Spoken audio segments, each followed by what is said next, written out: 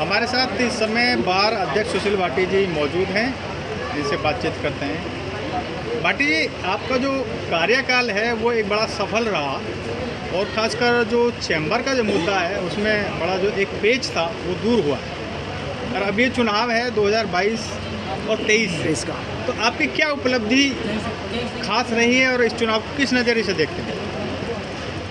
सबसे पहले तो मैं धन्यवाद देना चाहूँगा अपने साथियों को, जिसने जो आप मेरे कार्यकाल की बात कर रहे हैं, ये हम सब साथियों की वजह से हमें सफलता मिली। और दूसरा, हमारे द्वारा 3-4 चीज़ों के वादे किए गए थे उस टाइम, जिस टाइम आप पहले हमारे चुनाव में आए थे। सबसे पहला ये था कि जो हमारे यहाँ बार में वकालतनामे के रूप में चंदा आता है, उसका हम हिसाब देंगे प्रति हर तीसरे माह। आपसे हमने 3 माह के लिए बोला था, लेकिन उसके बावजूद हमारे द्वारा प्रत्येक दिन का हर महीने में हिसाब दिया गया जो हम पर पैसा है, और वो प्रत्येक माह हमारे द्वारा, हमारे यहाँ पर करीब 25 ग्रुप है, 30 ग्रुप वकीलों के, उस पर हमारे द्वारा डाला गया। दूसरा, हमारे द्वारा चैम्बर की बात कही गई थी उस टाइम युवा साथियों से।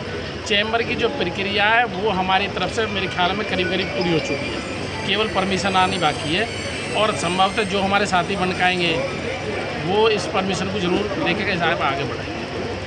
और तीसरी, हमने एक कॉमर्शियल कोर्ट की लिए बात की थी, उनकी भी कोर्ट बन के तैयार है यहाँ।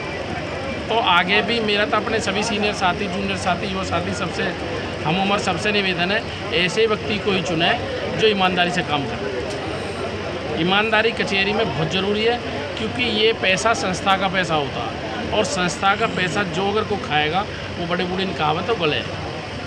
तो हमारे द्वारा जो कहा गया, हम पे बहुत सारी 1-2 काम रह गए हैं हमारे, उन्हें आने वाले पूरे करेंगे। तो मेरे ख्याल में हमने अपने साथियों की सबकी ईमानदारी से जो भी काम थे, जुडिशरी रही हो कोई भी, सब ईमानदारी से किया, आगे भी जो बन के करेंगे। जैसे चैम्बर की जो ये जो बाधा थी वो काफ़ी हद तक दूर हो गई है। जैसे आप ये कह रहे हैं कि जो परमिशन आनी बाकी है, जो परमिशन है वो जगह की आनी बाकी है या मल्टी स्टोरी बिल्डिंग के लिए? दरअसल जो हमारे द्वारा भेजी गई है ना, ये हाई कोर्ट के नॉर्म्स है कुछ, वो नॉर्म्स के तहत हमने नक्शा और अपना soil testing, IIT Roorkee, IIT Delhi और अपना PWD यूपी, सबसे यहाँ से जो फॉर्मेलिटीज़ पूरी होती है ना, वो करा के दी।